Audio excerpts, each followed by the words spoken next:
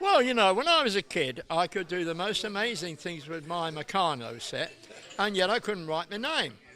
Now, I think it's absolutely essential that students learn to use their hands, literally. Know what a nut, bolt, spanner, etc., because they become so computer dependent, Google searching, all that stuff, mobile phone technology. I mean, if you're out in the middle of nowhere, they don't even know how to drive a nail into a piece of wood, but this is an illustration where they know more than that.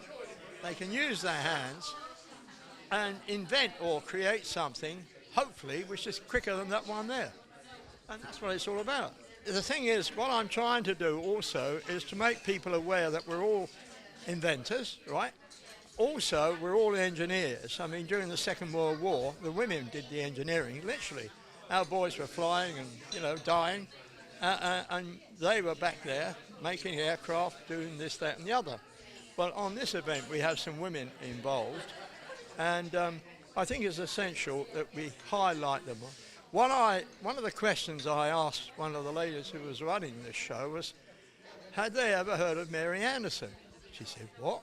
Who's she? Do you know who Mary Anderson is? Well, Mary Anderson, I think, was in 1903 or 1904. She invented the windscreen wiper. Now, we've all got windscreen wipers on our cars, and yet none of us knew it was invented by a woman, Mary Anderson. Another lady, Stephanie Kwellick. Never heard of her? Middle-aged lady, right? She invented Kevlar. You know, the bulletproof material that's used by the police, the army.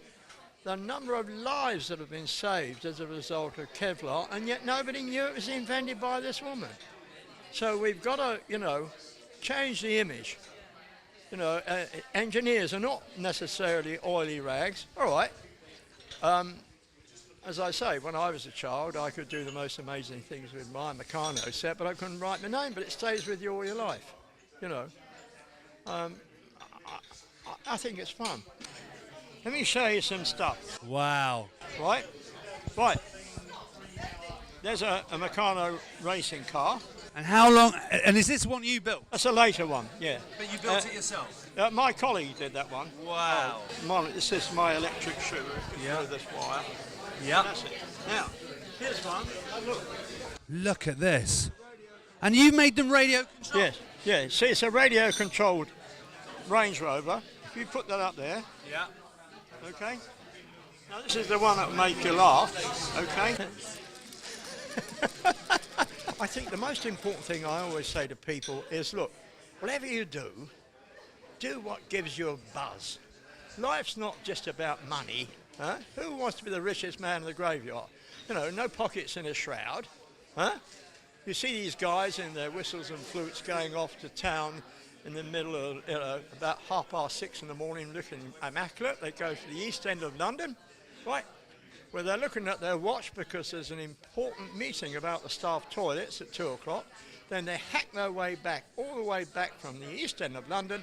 Then they watch EastEnders, right? That's, you know, day in, day out. You think, huh? Then, of course, this chap or woman, whatever, has a heart attack at the age of 42. Boom.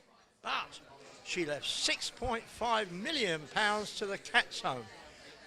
Why didn't she work in a cat's home? Do you see what I'm saying? Always follow your heart. Do what gives you a buzz. Have a life. And that's more important, you know. I always say art is pleasure, invention's treasure.